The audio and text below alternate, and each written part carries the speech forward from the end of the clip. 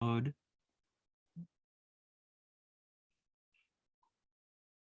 May our time together be of benefit to all people, all beings, and all life forms. Let's start with a mindful pause. If you feel safe enough to do so, gently close your eyes to help turn your attention inward. Then, if you are able to, lovingly place one hand on your heart and another on your belly in a way that feels good. Experiment with gently moving your hands or using more or less pressure to notice what feels good. Now gently take a slow, deep, effortless belly breath. Calmly feel the air as it moves in and out of the body. Kindly notice the belly expand and contract in rhythm with the breath. If thoughts arise, let them arise, but pay them no attention. Let all thoughts and worries about today, the past week, and the days ahead fall away into the background of your awareness. Lovingly be here now,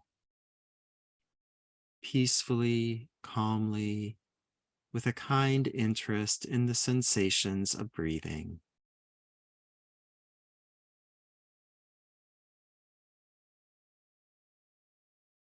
Gently now, reflect on your motivations for being here tonight.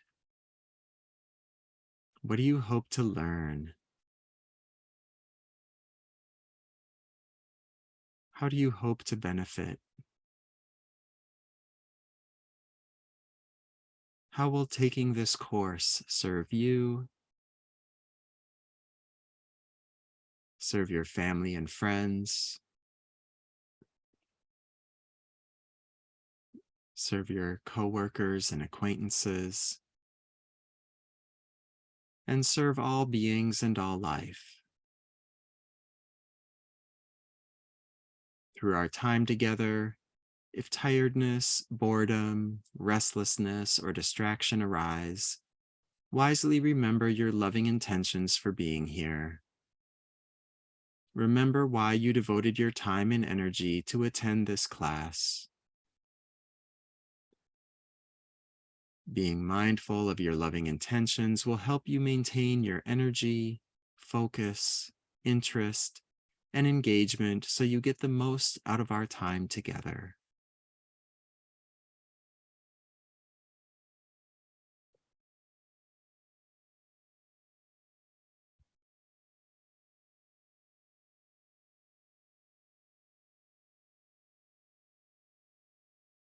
Welcome, everyone.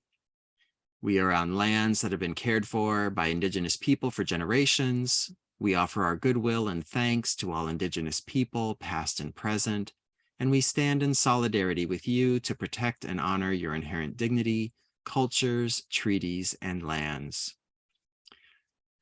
Welcome, everyone, and thank you for coming to Class 2 of Mindfulness Fundamentals. In this class, we will start with a brief check-in to see how your meditation practice is going, and then do a 30-minute love-based meditation called the 4 Kinds of Love. And then I'm going to share a talk with you called the Maps to Love and Wisdom, Unlearning Falsehood, which will give you some big picture aspects of what we're going to be exploring in this course. Mindfulness Fundamentals is put on by the Boundless Love Project. The Boundless Love Project's mission is to create a global, beloved community where all life thrives. Our guiding values are truth, love, and joyful service. And from our mission and values flows our commitment to inclusivity, social justice, honoring the inherent dignity and worth of all beings, life forms, and ecosystems, and teaching in an intertraditional manner. We reject dogma and brainless belief. We encourage open-mindedness, critical and independent thought, and testing the teachings to see if or how they benefit you. I share this information just so you're clear on the values and intentions behind the course. And now I'm going to cut and paste into the chat your assignment. Where does my chat box go? Here it is.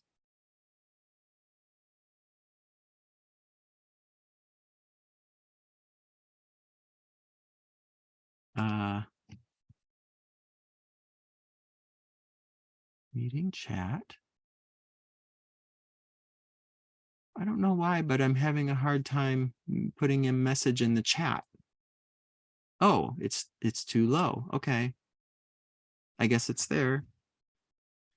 So, course participants, those of you taking the course, if you could just put 3 numbers in your in a chat message. One would be the number of days meditated. The second number would be the number of days you did intention setting. And the third would be the number of days you did investigations. So this means pull out your tracking log, count it up, and give those numbers. And then in 1 or 2 sentences, describe your overall experience with meditation so far. So I've given my example and actually my answer for the week. It was 770. I'm motivated and enjoy doing the practices. And then those of you who are veteran meditators, put in the chat something you are thankful for and what you appreciate about them.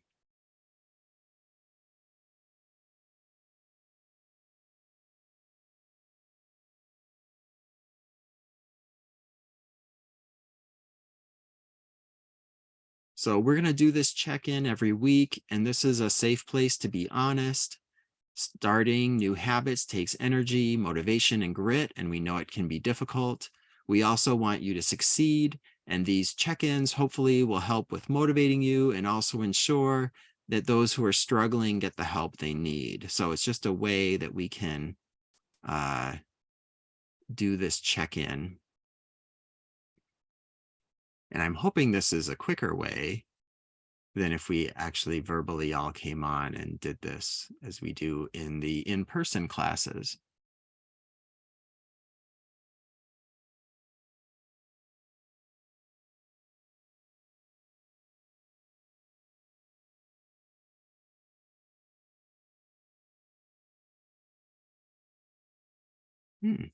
Excellent. So one of our people had 660. I am having a hard time staying focused and avoiding distracting thoughts, but I think I have gotten better over the week, so I hope I will continue to do so. We got 750, off to a slow start, finding something sustainable, but meditation went well. 662, most days it helped to have a more positive day. 770, it is a helpful start to my morning and I'm really liking it. Great. So that's actually phenomenal. Like all of you are, it seemed like either 6 or 7 meditations this week, which is just amazingly phenomenal. So huge congratulations and pat on the back. And if you are having, celebrate. If you are having, feeling like you're still in some sort of difficulties or getting into the flow, that's fine. You're really in a good space and super, super happy with where you're at. So I think you're good there. Let's also check in for our gratitude practice. Oops, and that's not the right.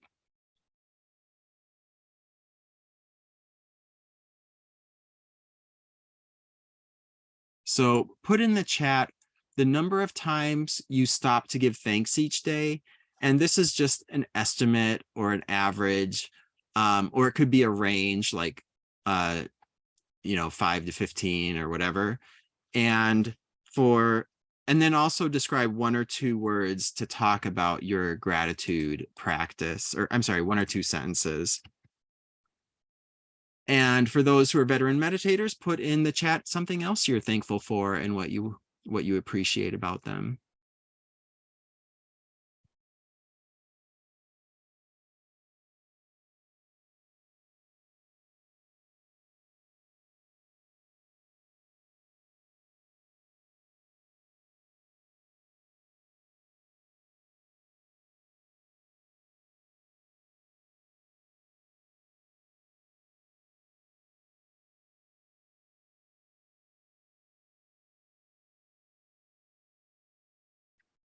And again, just thank you all for your responses.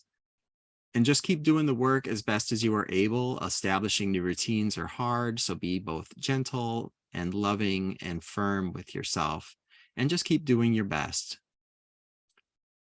To those of you who are succeeding, bravo, keep doing what you're doing. You want to continue to increase the frequency where you give thanks throughout the day.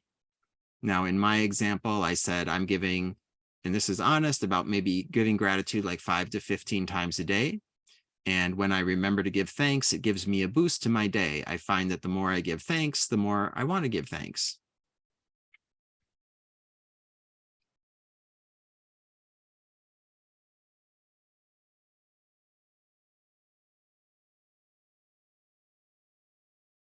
Okay, we have probably 5 on average. I find that being watchful for things to be thankful for is really helpful in keeping a more positive attitude to life in general. Excellent. 3 to 6, I want to do it more and find it easier to do it when it's just me and no one else around. I notice when I do it, it makes me smile. Wonderful. Yeah, these are great responses.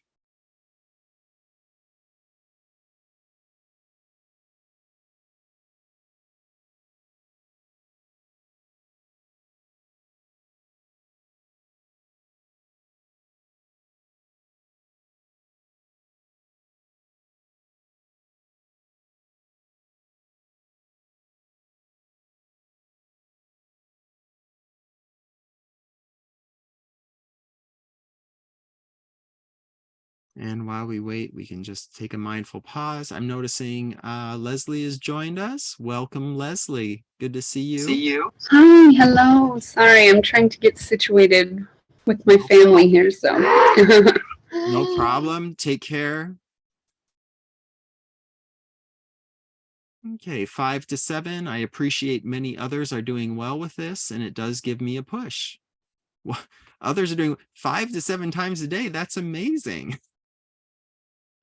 Don't knock that. I think there's a lot of people who come into this with 0 a day, so that's really wonderful. You're doing great work. Okay, well, let's see, Gail, did you have are you still working on yours? Oh, you're on mute.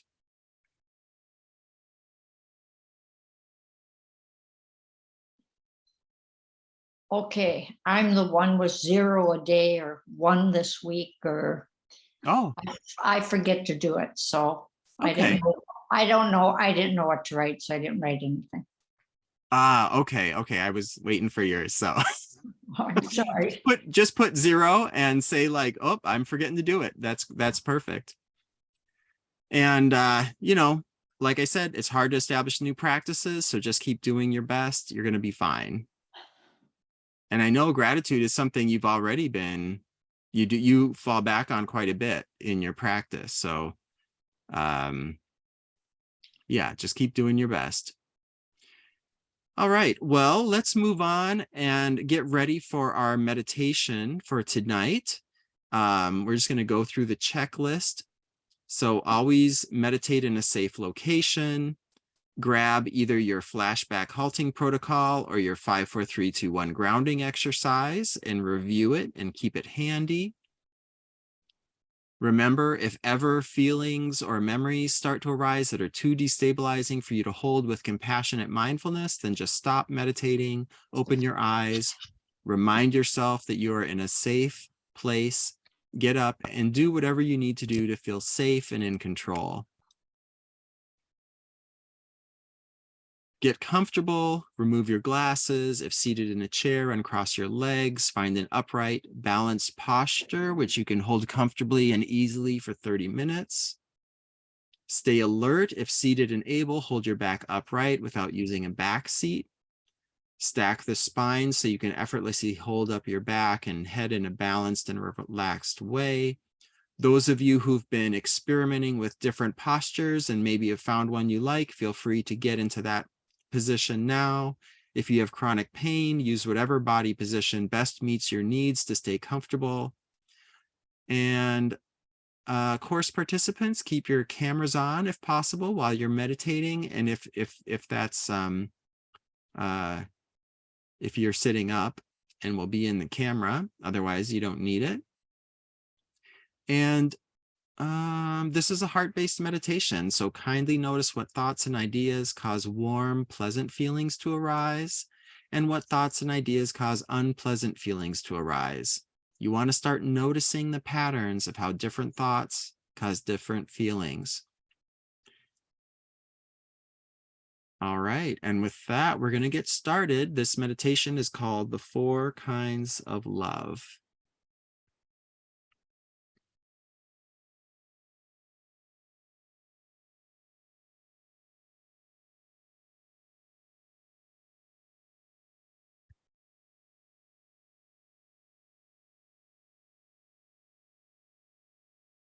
Kindly anchor your awareness on your heart space or on any pleasant feelings that arise. Gently invite the heart to be warm, open, and receptive. Listen to your heart. What are your heart's loving intentions for this meditation?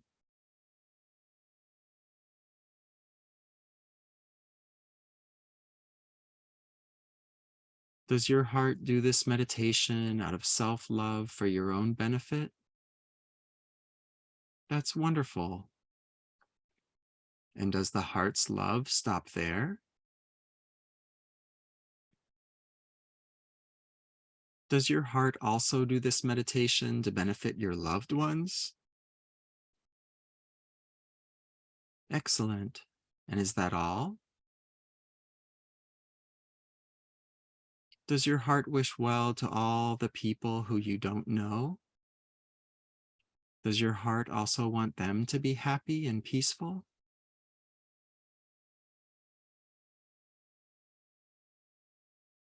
And what about people who cause harm to others and themselves?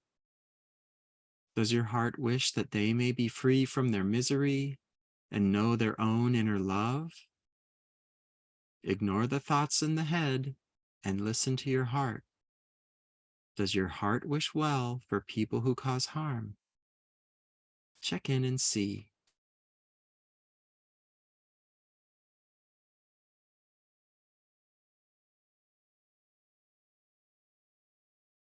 Does your heart's love only extend to your own species? Or does it wish well for animals of other species as well?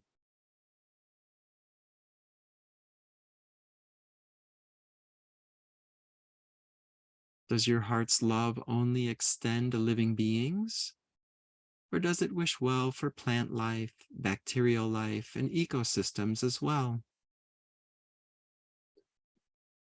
Again, ignore the thoughts in the head and just listen to your heart for now. Does your heart exclude any life form from its love? Or does the heart simply love to love? What do you notice in your own experience?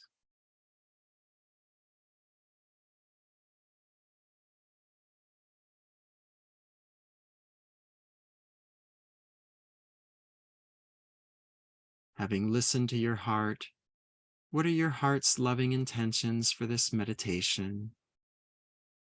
Who do you dedicate this meditation to?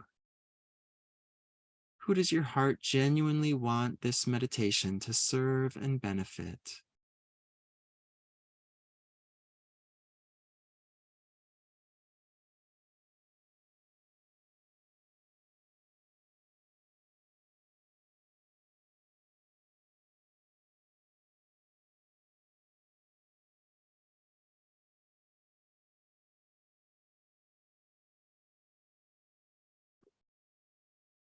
When you set some honest, loving intentions for this meditation, your heart may feel alive with warmth and love.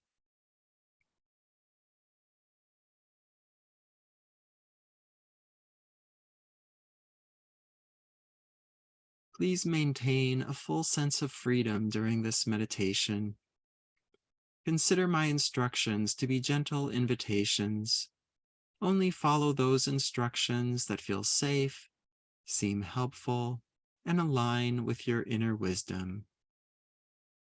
If an instruction or comment is not helpful or does not apply to you, then compassionately ignore it. We begin by taking several deep, cleansing breaths. You may choose to sigh audibly on the out-breath.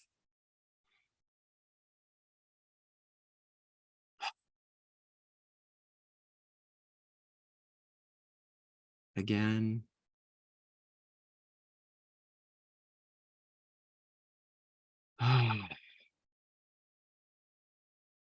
Once more.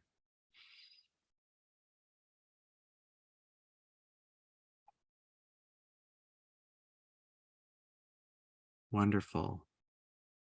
Now allow the breath to breathe itself. Calmly notice any places in the body where stress or tension exist. Kindly send these areas some love and invite them to relax and soften.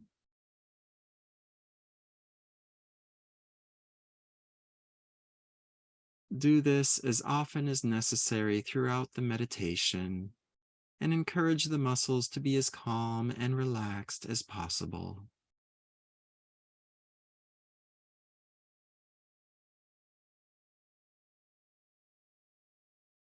If some areas repeatedly ignore your kind invitations, then do your best to peacefully accept the present moment as it is.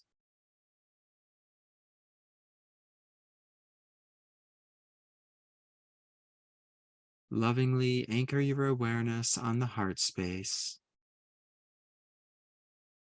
Feel all of the subtle sensations you feel in the space and in the heart.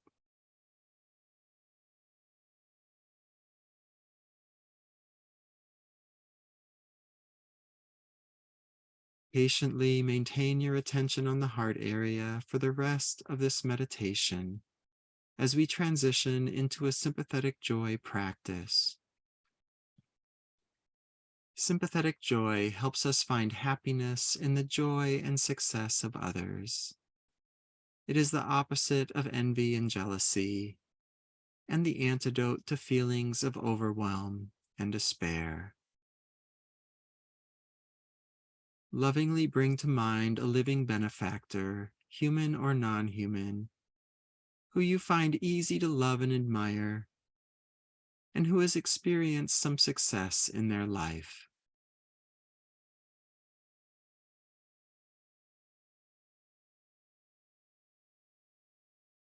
Either visualize them or have a sense of them in front of you. Reflect on all of their praiseworthy qualities and how they have benefited and enriched your life.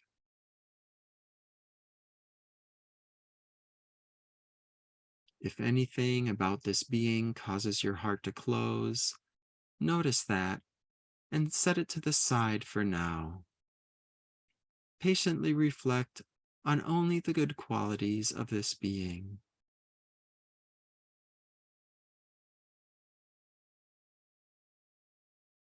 Have a sense of this beloved being offering you love, kindness, and goodwill. Loving energy radiates out from their heart as a beam of white or colored light, or as an energetic feeling that surrounds you and fills you with love. Their love tells you, you are worthy of love. You are worthy of care.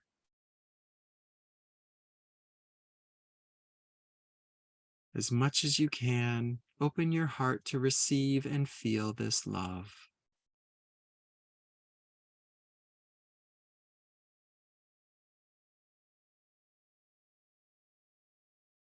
And now we're going to return that love in the form of sympathetic joy.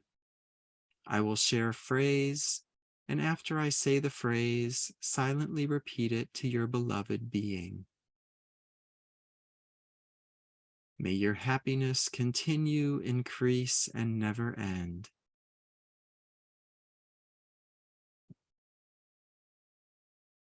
May the love in you continue, increase, and never end.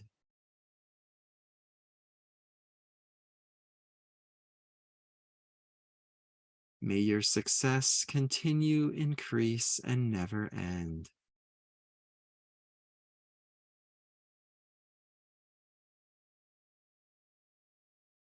Gently anchoring your awareness on the heart space or on any pleasant feelings that arise, do your best to feel the meaning behind the words. May your happiness continue, increase, and never end.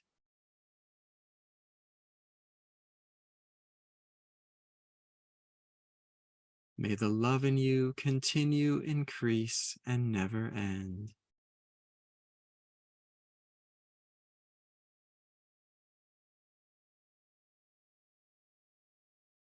May your success continue, increase, and never end.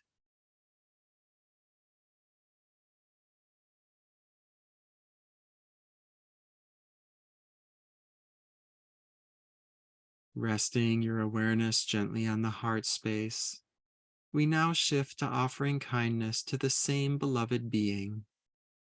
Kindness is the opposite of judgment, hatred, and fear of others, and it is the antidote to apathy and indifference. Like us, all living beings want to be peaceful and happy. Do your best to connect with and feel the underlying meaning behind these words. May you be safe and protected.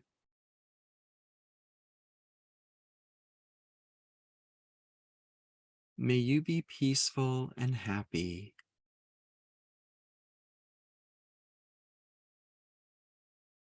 May you be healthy and strong.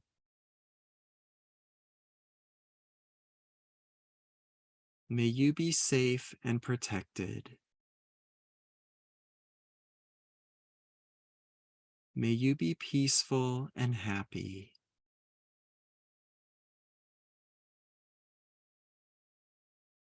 May you be healthy and strong.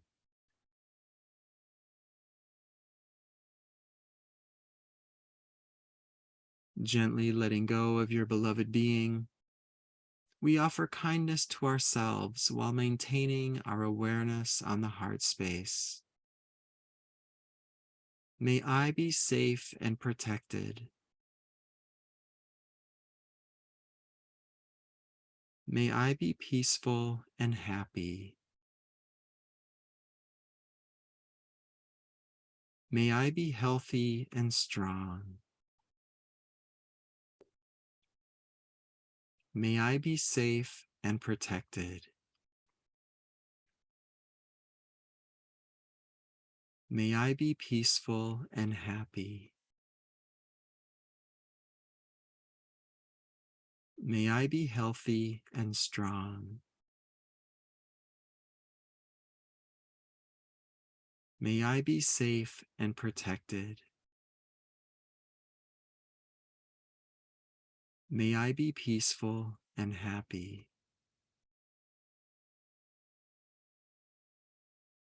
May I be healthy and strong.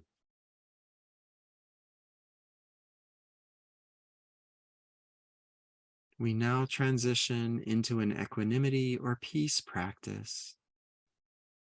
Peace is the opposite of disturbing emotions of all kinds, and it is the antidote for craving sense pleasures. Gently bring back to mind your beloved benefactor and offer them these phrases of peace. May you dwell in a deep inner peace, free from craving and aversion.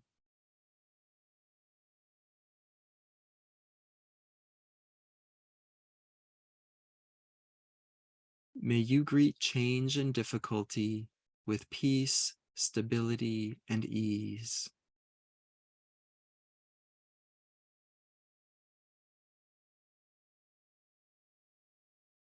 May you dwell in a deep inner peace, free from craving and aversion.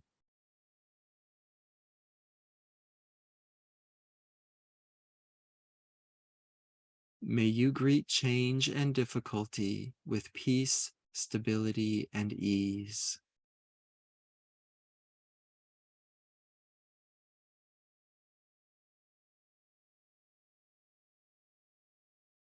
May you dwell in a deep inner peace, free from craving and aversion.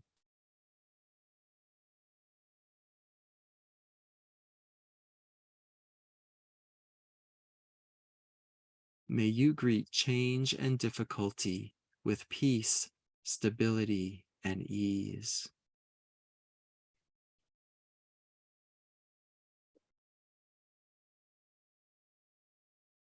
Gently letting go of your beloved being, we offer peace to ourselves while maintaining our awareness on the heart space. May I dwell in a deep inner peace, free from craving and aversion.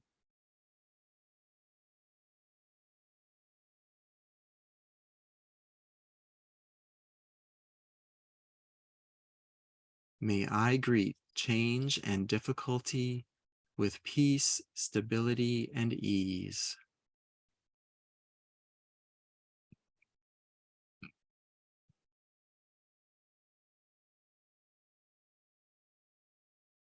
May I dwell in a deep inner peace, free from craving and aversion.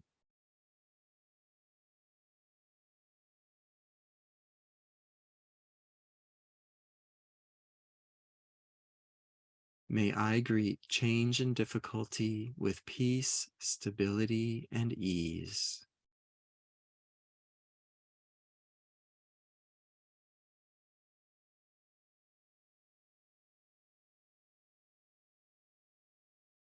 May I dwell in a deep inner peace, free from craving and aversion.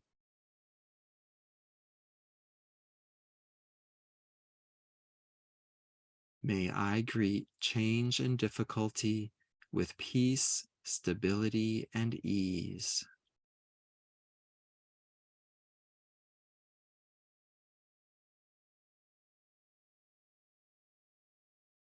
May I dwell in a deep inner peace, free from craving and aversion.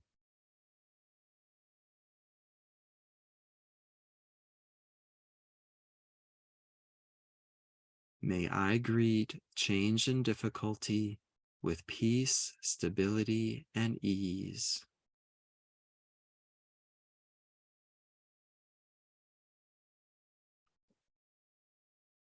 Let's gently transition now to a compassion practice. Compassion is the love that is intimate with suffering. Compassion is the opposite of cruelty and the antidote to craving for our loved ones. Compassion helps us mindfully, with an open heart, investigate suffering so we may respond to it skillfully.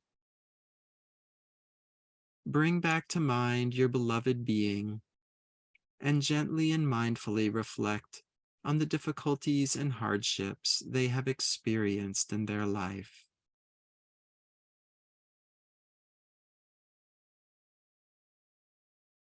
Peacefully reflect on the universal truth that all beings, including this one, wants to be free from suffering.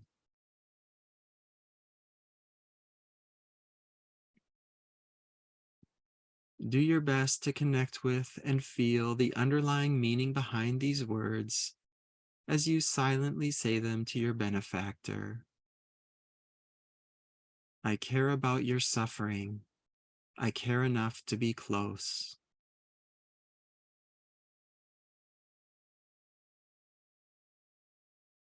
May you be free from suffering and the root causes of suffering.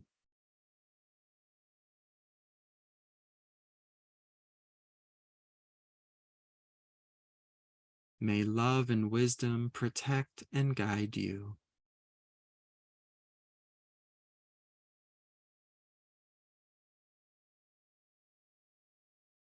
If the mind wanders away, kindly return the attention to the heart space. I care about your suffering. I care enough to be close.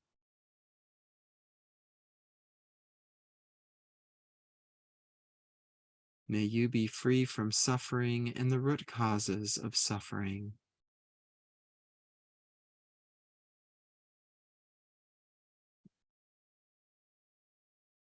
May love and wisdom protect and guide you.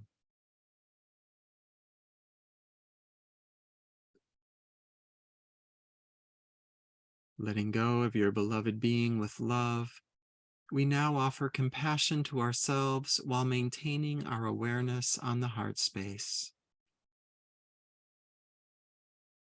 I care about my suffering. I care enough to be close.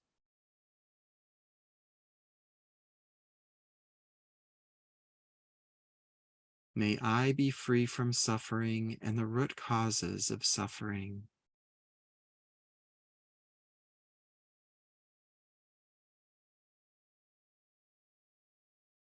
May love and wisdom protect and guide me.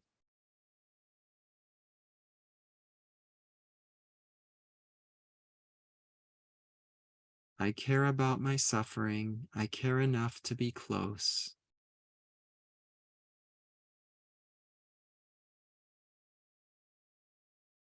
May I be free from suffering and the root causes of suffering.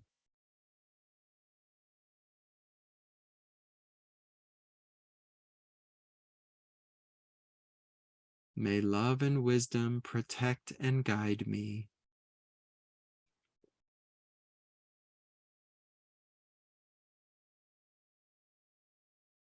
I care about my suffering. I care enough to be close.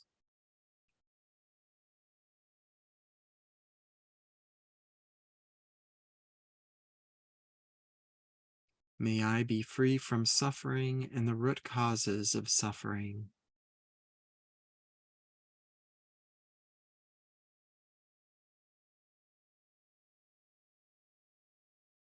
May love and wisdom protect and guide me.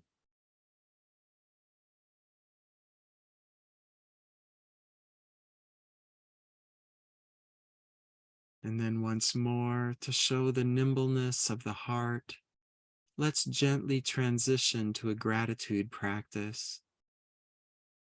Gratitude reminds us of all of the abundance in our life and connects us all to our human and non-human relations. Gratitude is the opposite of the scarcity mentality and the antidote to burnout and isolation. Thank you. Thank you for laughter and joy.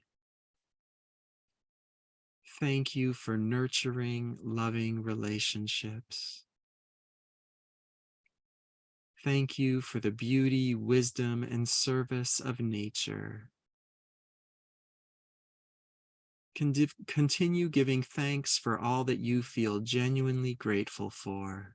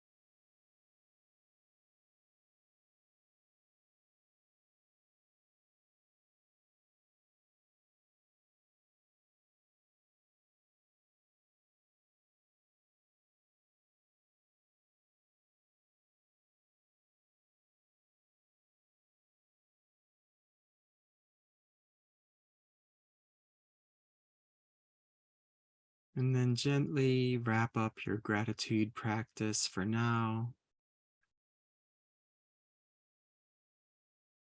giving thanks for your generous, thankful heart.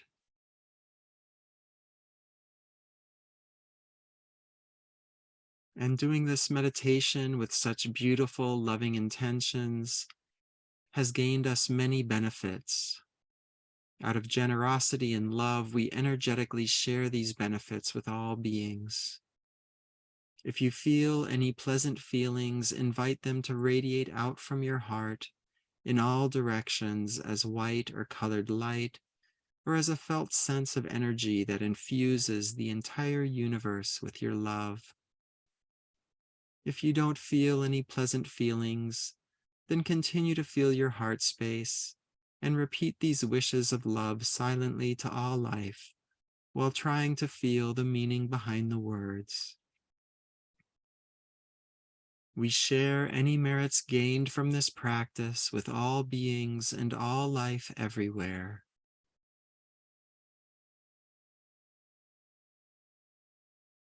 May all life everywhere be free from suffering and misery.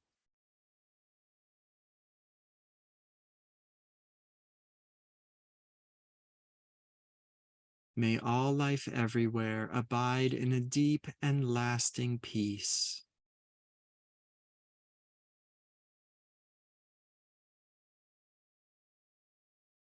May all life everywhere know the highest forms of happiness and be at ease.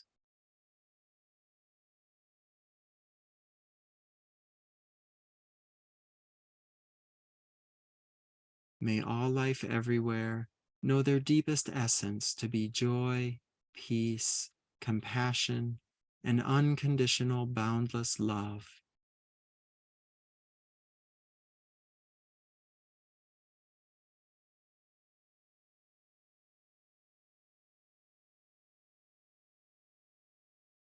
May all life everywhere be fully and permanently liberated.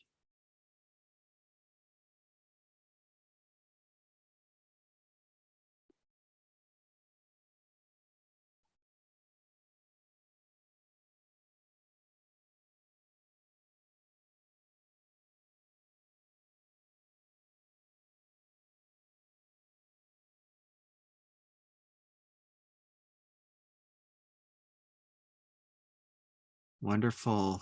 This concludes our meditation. Feel free to rouse the body by stretching the arms and legs, wiggling fingers and toes, doing some gentle spinal twists. And then once the body is sufficiently woke up and the blood is moving again, you can take a short standing break and just move in whatever way feels good.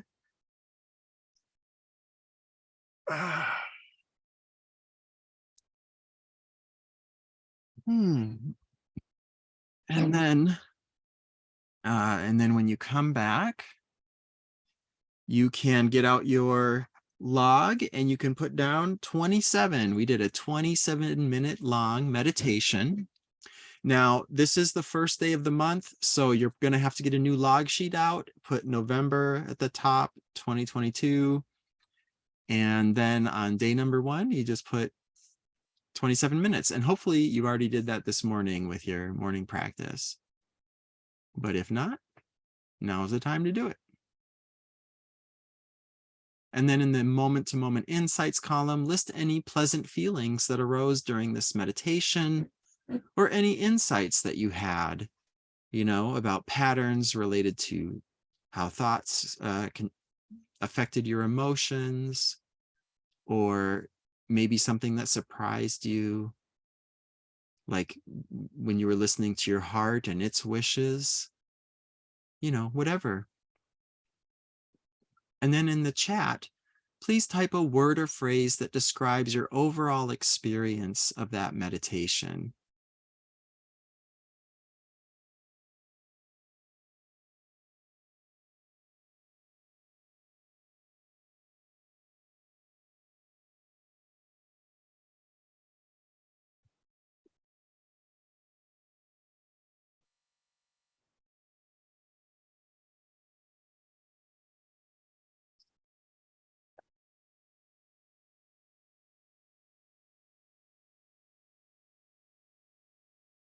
All right, we have calming, peaceful, very calming, peaceful, calming and helpful, calming. Great.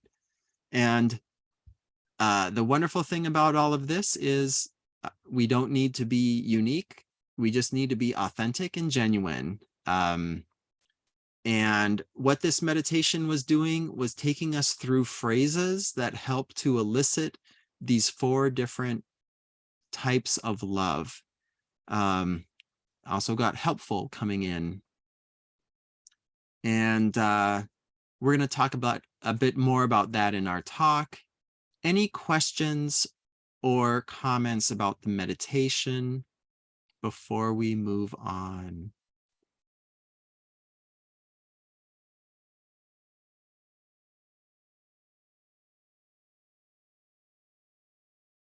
All right. Then I think we're going to get started on the talk for tonight. It's a little bit longer than normal, so it's probably good we're getting started early. All right. So if you want to arrive at a particular destination, it helps to have a map, clear instructions, and a plan. And this talk is about giving an overview of what you're going to learn in this course. It is the orienting map, the orienting map for the rest of this course. The additional classes and mindfulness missions will provide the clear instructions and plan for getting there.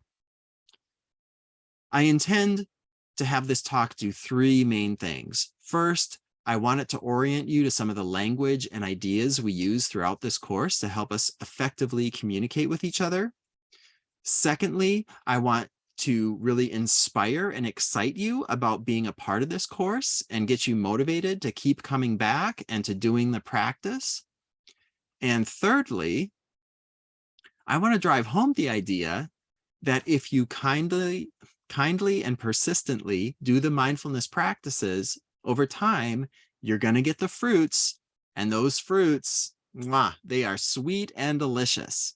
So those are my 3 main goals, and to help convey a lot of info in a little time, I am going to use some visual aids and talk you through them, and I hope that's going to help with this process. Fingers crossed.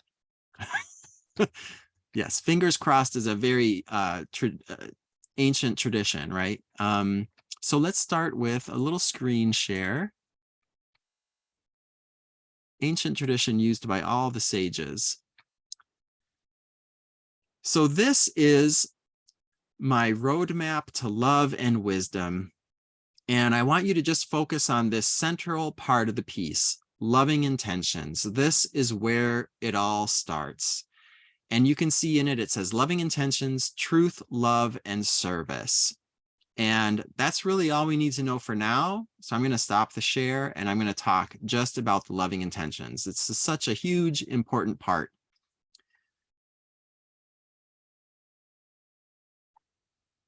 We start at the heart where it says loving intentions, and loving intentions are important because they are really the engine that powers all of these practices that we're going to do. This kind of love we talk about is what the ancient Greeks called agape. It is a boundlessly inclusive love that is affectionate, active, powerful, platonic, and non-possessive. Some call it unconditional love, a recognition that all life has value, worth, and purpose. Now, don't feel alarmed if you don't feel like you have that love beating in your chest right now. That's okay. We have the sense that everybody has that as a birthright, like that love is in you, but this process helps us to purify and deepen and refine that love to where it becomes this boundless agape type love. So it's not about where you are, it's just bringing the love you have to the practice now and getting that going to do the practice. And there's a lot of different ways that this can show up. One way it can show up is like, oh, hey, I'm suffering a lot and I really want to stop suffering, so I'm going to do this practice. That's a form of self-love. There's also people who are very, maybe more intellectual, And they just have this burning desire to know the truth. And that too is another, that desire for the truth is another loving intention, because it's so in alignment with the universe. And then the third reason is some people, they may not care about themselves or truth, but they're very passionate about a cause larger than themselves. Maybe it's protecting their family, maybe it's social justice issues of some kind, and they really just want to joyfully serve others. And they know that if they were better equipped to be skillful and be mindful and successful, that they could lovingly serve others. So again, we have a loving intention. And we could sum up these three drives basically as truth, love, and joyful service. And truth, love, and joyful service, these are guiding stars for the Boundless Love Project in terms of our values. And they are nearly universally revered principles, which is why I can say that whatever wisdom tradition you belong to, you can really use this class as a supplement to go deeper into that tradition, because that tradition also ascribes to one or more of these universal principles. And you can just gently reflect on that yourself. Like, does the wisdom tradition you belong to care about love or truth or joyful service? And hopefully you'll be like, oh yeah. And what's great is these principles serve as challenging goals for us to strive toward. And when we strive towards something, it helps create growth. So difficulties equals growth. And just like with meditation, we have the difficulty of holding our attention on one place, and that serves a lot of growth. These principles help us grow in the direction that we want to. Our commitment to truth cultivates wise minds that are mindful, focused, discerning, authentic, honest, flexible, strong, and also friendly. Our commitment to unconditional love cultivates tender hearts that are open, peaceful, compassionate, kind, courageous, powerful, and grateful. Our commitment to joyful service cultivates skillful hands that allow us to be generous with our spiritual and material wealth and use our gifts and talents to benefit others in ways that fosters connection, intimacy, justice, peace, and even play in our community. So by valuing truth, love, and joyful service, we develop wise minds, tender hearts, skillful hands, and that helps us to abide in happiness and create beloved community, despite all of the challenges and difficulties we face. So, with the passion, drive, and energy from these loving intentions, we commit to doing the practices. So let's get back to that map. Share screen, doop, boop, boop. So on this map, the practices are found in these blue rectangles. And they are meditation, gratitude, and inquiry. Those are the three main practices, along with intention setting, that we are going to focus on with this class. And intention setting is sort of is the heart one. Now, you may notice that meditation is the first one, and that is because it cultivates the mindful concentration and inward focus that really supercharges your ability to do the other two practices. So all of these things in orange, those are the fruits. And originally when I was conceiving this, I thought, oh, I'll have them be like literal oranges, but apparently words didn't fit well in circles and into this diagram. So they're orange rounded rectangles. So the fruits of meditation are this mindfulness, concentration, and inward focus, and that helps you to better do your gratitude practice.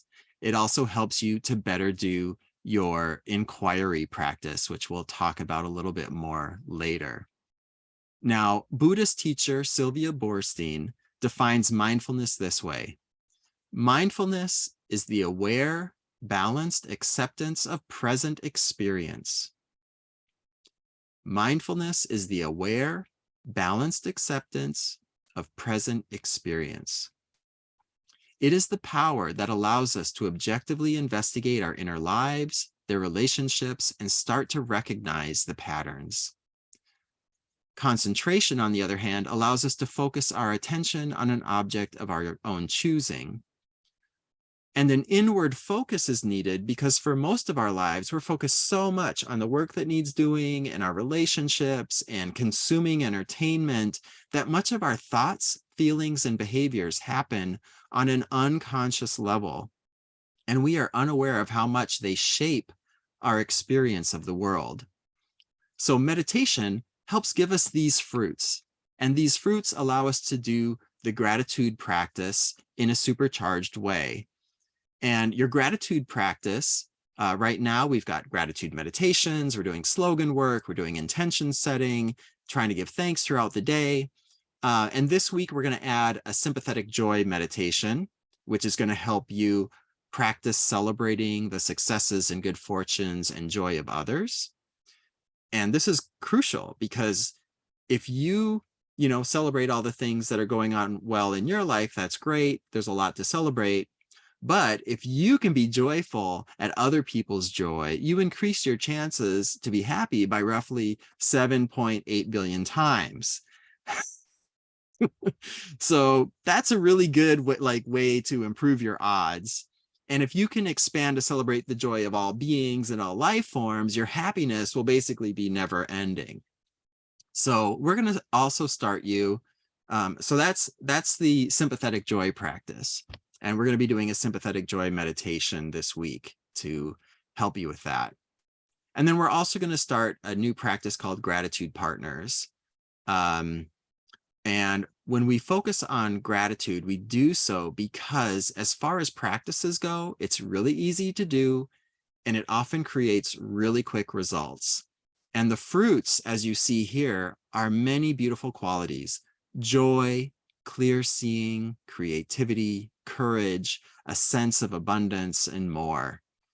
And this is so helpful because if any of you came to this course overwhelmed, stressed, and anxious, these gratitude practices will help give you the resources you need to start improving your mood and your life situation.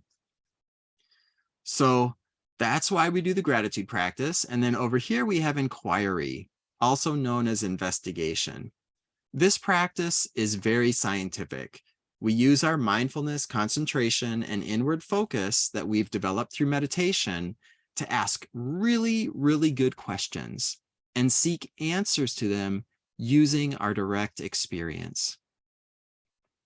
So inquiry is basically a diligent quest for the truth. And this practice requires more work. It's a little bit more challenging, but the rewards are way greater. You not only develop beautiful qualities like wisdom, mental agility, and more, you also develop what's known as liberating insights. So it's an orange because it's a fruit, but it's a star because it's also super powerful. Liberating insights are truths that we see for ourselves that help us shed lots and lots of mental and emotional suffering. Unfortunately, it doesn't work where I can just tell you what the liberating insights are and then you get the benefits from them. You have to see these liberating insights directly at work in your own life and see them for yourself. And oftentimes you will need to see them many, many, many times before you fully commit to believing them. Thankfully, even during this testing phase, you're going to get benefits. And when you live from this truth, you're going to start noticing more peace and ease in your life. And when you don't live from the truth, you're going to start to notice how you suffer mentally more and emotionally more. And seeing this pattern between, peace and ease and mental and emotional suffering, you're going to grow in wisdom and you're going to grow in commitment to what it is that you're seeing, to where you start to believe it more and more. So I'm going to give you an example of a liberating insight a little bit later to just give you some more clarity on this. But the upshot is inquiry is more challenging, but it leads to bigger results. And that's why we're going to be spending a lot of time in this course on helping you do that inquiry or investigation. Okay, so we start to notice all these practices create fruits, and these fruits lead us back to this little green gear. It's supposed to be like a bike gear that says energy in it. And that's because these practices give us energy. When we see the fruits, we get jazzed. We're like, oh my gosh, my life is improving. This is awesome. And it gives us motivation and energy to really double down our commitment to truth, love, and service. We're like, wow, who knew love could be so amazing? Who knew truth could be so liberating? And you say, and we come back and we say, yeah, I'm going to be even more intense in this practice. And that's how we create what's known as a virtuous or self-reinforcing cycle. So we start with loving intentions, we do the practice, we get the fruits, it gives us energy, which supercharges our loving intentions, and onward and onward and onward. And we're going to be seeing this virtual cycle in 3 or 4 different ways according to this map. And one of the cool things about this is you can honestly say that love is both the path and the destination of the path. So you do you achieve the practice by doing the practice. You know, it's like you ride a bike by riding a bike. You practice love by practicing love. If that's not helpful, just ignore it. Okay, so what I really like about this map, loving intentions and our commitments to truth, love, and joyful service are at the center of this model because they are the engine that drives it. It mentions the 3 main practices that we are going to be focusing on: meditation, gratitude, and inquiry. And it shows how meditation supercharges those other 2 practices. It lists the major fruits of each of the practices and shows how that further increases our energy and commitment to the guiding values of truth, love, and joyful service. And it shows how we are creating self-reinforcing cycles that allow us to say love is both the path and the destination of the path. Finally, I think it really simplifies what can otherwise be a very complicated to understand process. So know that this could be a lot more complicated, but we're going to ignore that stuff. All right, let's stop the share. Of course, sometimes it's helpful to view the same thing from multiple angles. So I'm going to share another analogy to bring out some other information that's important for us to have about this course. Now, have any of you ever tried to grow a garden? Any of you gardeners? All right, or vegetable garden in particular. So I don't know about you, but when I do it in the spring, I have like so much enthusiasm after that long winter. And it's like, I'm going to plant this nice garden and I'm going to keep it weeded every day. And then you get it planted, and then, you know, life happens and you end up neglecting the garden for a few weeks, and you come back and what's it look like? It's just a weed lot, just weeds. You can't see any of the vegetables you planted. You see weeds that are 2, 3, 4 feet tall. Maybe I was gone for 3 weeks. I don't know. But this has happened to me. I don't know. Has it ever happened to any of you? Any of you relating? Okay, I see a few head nods. So we can use this weedy vegetable plot as an analogy for what our brains are like. And the weeds in this analogy represent what we call falsehoods or delusions. Now, these falsehoods aren't as obvious as outright lies where people purposefully misstate information. Instead, the falsehoods I'm talking about are really subtle, hard to see, and our entire culture believes them. And because of this, we've been trained our whole lifetime to believe in these falsehoods. And it's not our fault. We've been conditioned to believe this way because that's how we were raised and that's what we were told. So we think they're true. Now, let me give you an example of a falsehood just to help shed some clarity. Now, this is very appropriate. I drew a scary ghost, a picture of a scary ghost, and it's appropriate because yesterday was Halloween, right? And what I want to show you with this scary ghost is, oh my gosh, there's a ghost in my house. Help me. There's a ghost. What I want to show is, how crazy would it be for me to be afraid of a drawing that I created myself? Does it make any sense for me to be afraid of this drawing of a scary ghost? I don't think so. I don't think it does at all. And yet we do this all the time. Have any of you ever imagined a possible disturbing future scenario where, say, you get fired, or a romantic partner breaks up with you, you flunk an important test, or something else? And just by imagining this scary future, you start to feel fear, anxiety, dread, and worry. How is that any different than me being afraid of the ghost that I drew?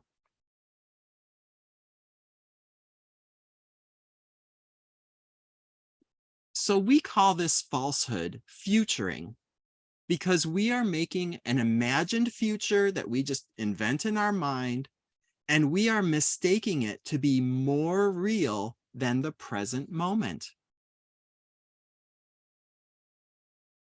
The falsehood of futuring reminds me of one of my favorite quotes from Mark Twain. I've lived through some terrible things in my life, some of which actually happened. You know, just think about all the times we've created these horribly terrifying scenarios, and none of it ever comes to pass, or very little of it. But we suffer every time we create these scenarios and believe them. So in this course, you are going to learn several categories of falsehoods, and you are going to learn how to weed them from the garden of your mind. And the way you weed falsehoods from the mind is through the practice of mindful investigation, also known as inquiry. And when bringing in inquiry starts to connect these two, well, this analogy with our previous map. And inquiry is simply asking skillful questions and answering them genuinely and authentically from your direct experience. Maybe you noticed that as I tried to explain the falsehood of futuring to you, I asked questions like, does it make sense for me to be afraid of my own ghost drawing? How is reacting emotionally to an invented story about the future any different than me being frightened by my own ghost drawing? Now, each category of falsehoods have their own line of questioning that helps us to see the truth of a liberating insight. Now, in the case of futuring, the liberating insight is that the now is all there is. I don't know, I just feel like it's so important. I should say it in a goofy way. So the now is all there is. When we mindfully pay attention, we start to see that we experience life as a never-ending, eternal present moment. And when we live from this truth, we no longer believe the stories in our mind about the future. And when we don't believe those stories, we no longer suffer the fear, dread, and anxiety that those stories cause when we believe them. As a result, we shed tons and tons of mental and emotional suffering from our life. Now, there are other questions to help you see this liberating insight that the now is all there is, and we will cover them in a future class, so stay tuned. But for now, that's our brief example of the weedy falsehood of futuring and how we uproot the weed using mindful investigation to recognize and liberating insight. So we are on our way to weeding the garden, and the fewer weeds there are, the more water, soil nutrients, and sunshine become available for all of the vegetables to thrive. Now, in this analogy, these vegetables represent your true, authentic self, which is the source of all love and wisdom. And it is important to note that, at least in this analogy garden, the vegetables are always there, always alive, even when you can't see, feel, or connect with them.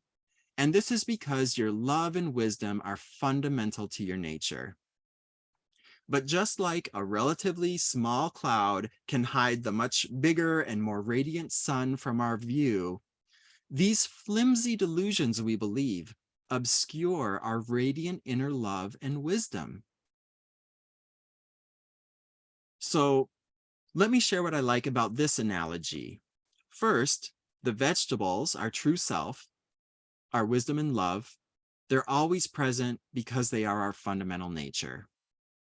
Second, the weeds of delusion obscure our true nature, but they do not ever separate us from it.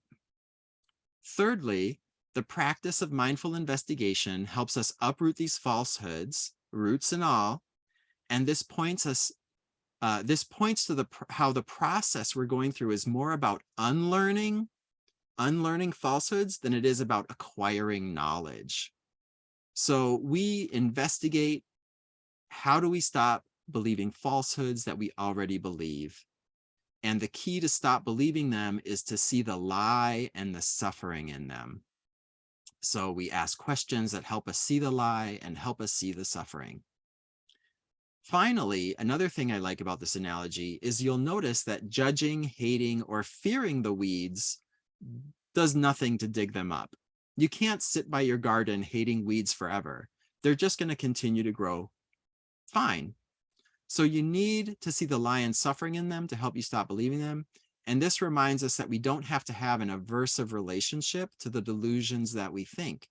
We can relate to them instead with mindful curiosity, compassion, and an acceptance of their presence, because judgment and hatred and aversion to them doesn't do anything except cause more suffering for us. So this analogy begs the question, how do we identify the weeds of falsehood? Excellent question. It just so happens that we have 3 falsehood alarms, and I am going to share those with you through a visual. So, 3 falsehood alarms. One is in the area of thoughts.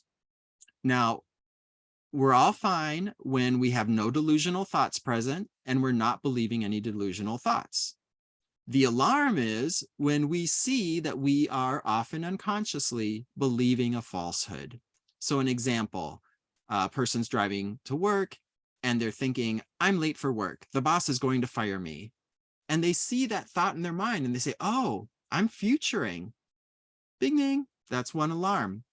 But as is the case for many of us, we're not really conscious of our thinking. It's happening on an unconscious level. So then we can go to the next layer. And before I go there, I'm going to go to the next, I'm going to take a quick detour, because just like water can show up in many forms, either water droplets, ice, snow, or steam, love also expresses itself in different forms. And it expresses itself in one of these 4 forms, depending on its circumstances.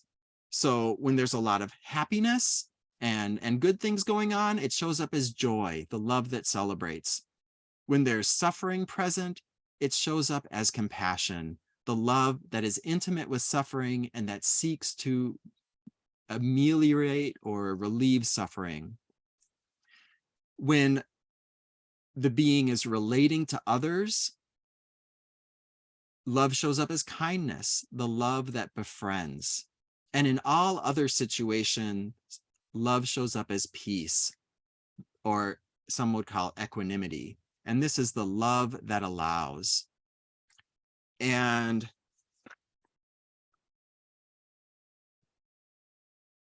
these four kinds of love are known as the divine abodes, because those people who are fully enlightened constantly live within this realm of love. And there's a quote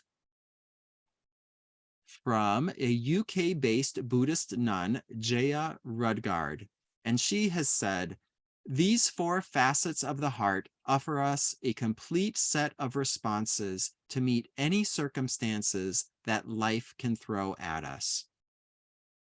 And so that's the goal. That's the goal, is for us to live in love, one of these four kinds of love, at all times. And enlightened people have showed us it's possible. Now, because these states in our sort of way of looking at things, these states are always with us because they're fundamental to our essential nature. They're like the perfume that comes off of our essential nature. And yet, we might not experience them all the time. However, we consider them, instead of being emotions, we consider them to be states of being, because they are our baseline, because they are always with us, and because they are so fundamental to who we are. And I just want to add one more thing, which is that they are also considered the immeasurables, because there is no limit to them. They can be applied unconditionally in all situations. So that when we talk about love, this is another way that we talk about love, is one of these four qualities. Now let's go back to our 3 different alarms. Oops, too fast. So we go down to the area of emotions or moods. Everything is fine when we're in one of those states of being: peace, compassion, kindness, and joy. The falsehood alarm arises if ever we notice an emotion or mood that's present, such as fear, anger, depression, craving, etc. Now, going back to our example, the driver might feel fear about being late and possibly getting fired, and they might feel anger towards anyone and everything that's delaying them from getting to work. Oh, sorry, anyway, but maybe, unfortunately, many of us are also very cut off from our emotions and what our body is telling us. So that often happens on an unconscious level. So we've got a third alarm at behaviors. And behaviors, when everything's good, we're behaving skillfully in a way that benefits ourselves and others. When the alarm is off, we'll notice that we are engaging in unskillful behavior or behavior impulses. And these behaviors either harm or would harm yourself or others. So the example is that our driver is driving recklessly, they have road rage, and maybe they're even wanting to drive their car into another car. And these patterns we're going to see over and over and over again. When we are not believing a delusion, we are, the mind is tranquil, the emotions are a form of love, and our behaviors are skillful. When we're believing a delusion, we have an afflictive emotion in the body, and we're often behaving in a way that harms ourselves or others, or really strongly desiring to engage in behavior that harms ourselves and others. So what do we do when an alarm goes off? Well, we do the Bilotti technique.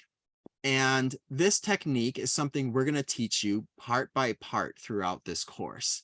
Bilotti is an acronym, and the B stands for breathe, meaning take a mindful pause, get some mindfulness, bring some mindfulness into the situation. The A means appreciate. Oh, thank you for this mindfulness. Bring some joy, bring some courage. Oh, and I should mention, all of these visuals are on our website you can download, so you don't need to take notes on them. The L is label. And this just means you start to label the thoughts, emotions, and behavior impulses that you are noticing in those realms.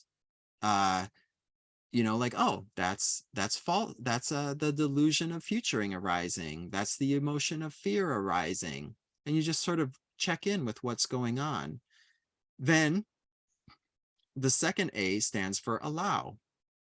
This belongs. All of this is welcome in the body. All of this can come up. And this is really just a way to check in to make sure you're not relating to anything that's arising with aversion. So you want to allow it to be there. The D stands for disidentify. This is reminding ourselves that I am the knower, not the known. And this is a challenging concept, a challenging idea. It's also one that we use what's known as self-inquiry to help us explore and investigate. But basically, we come up with the understanding that it's a lot easier to relate to things when we don't take them personally.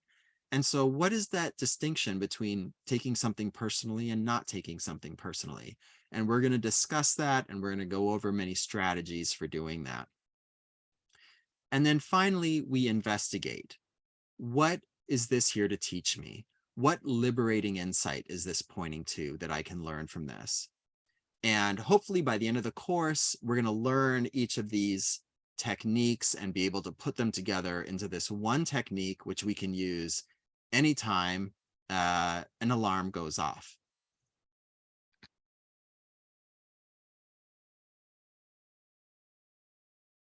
Okay. So we covered a lot of information tonight, and to help you retain it, the visuals I shared are available on our website for you to have and review as necessary. Now that you have an overview of what you'll be learning during this course, I hope you are even more committed to doing the daily practices. I hope you're excited to get on that virtuous cycle that helps you continue to refine and purify your loving intentions and your commitments to live from truth, love, and joyful service. I also hope you are curious, interested, and eager to learn more about the liberating insights that we're going to be exploring in upcoming classes, and help you use that practice of inquiry to discover them in your own life. So it all comes down to this. If you do the work patiently and persistently, not caring about the results, you're going to get the payoff. And like I said, the fruits are going to be so delicious and so sweet. Mwah. So let's take a mindful pause.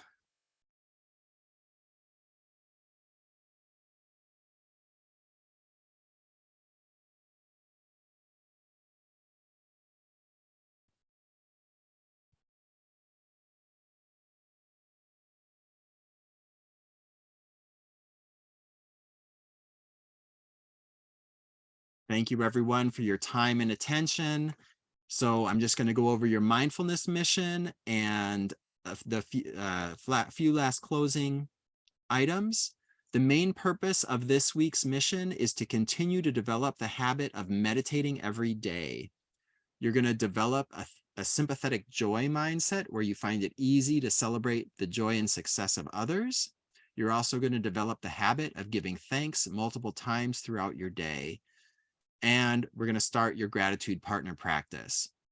I'm going to be emailing you with your gratitude partners and their contact information tomorrow. If any of you are interested in doing this practice via email rather than via a messaging app, please say so in the chat. I've heard one person interested in that, and I want to see if there are others as well. You can find your mindfulness mission for this week on the Mindfulness Fundamentals page on our website, which I showed you how to access last week. I'll send you a link for that in the emails I send you. And the key points: download the new handouts and visuals from today's talk, read the full assignments as listed on the web page, use the 5-minute guided sympathetic joy meditation for your daily meditation, and continue to immediately log your practices after doing them so you can provide an accurate accounting in class. It's pretty much the same thing as last week with the added addition of the gratitude partner practice. So normally this is where questions and comments go in, but we're late. So if you could please put your comments in the content evaluation form. I'm just going to post the link for that in the chat. And if you fill out the content evaluation, this is a living training. So your feedback and input like really helps me make this a better experience for you. So if you have questions, things you're unclear of, put them there. You can also always call me or email me directly with them. And if you just click on that link now, then you'll have the form opened up when class is over. All right, so let's do our closing meditation.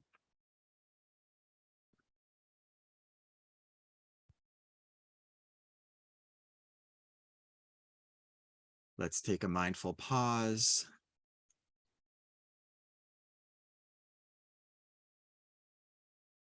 Our time together practicing gratitude and deepening our commitment to meditate brings us many benefits.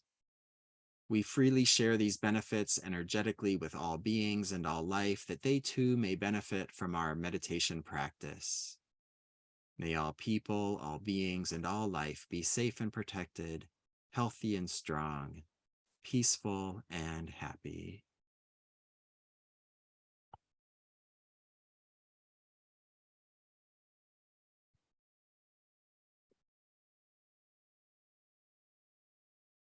Wonderful.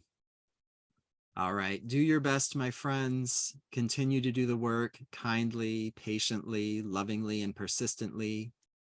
If you do the work over time, you're gonna enjoy the fruits. But for now, just work on establishing these new habits.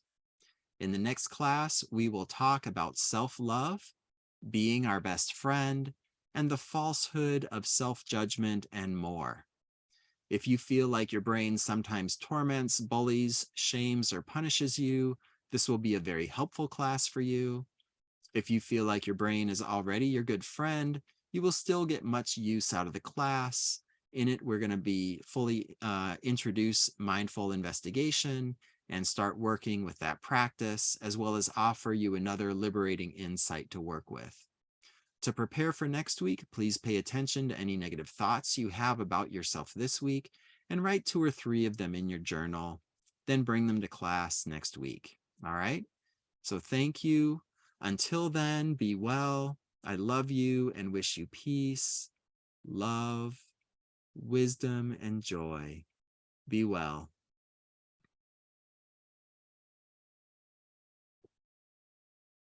For those who want to stay on, I will remain for a while. And if you have any questions or anything, you can stay for that.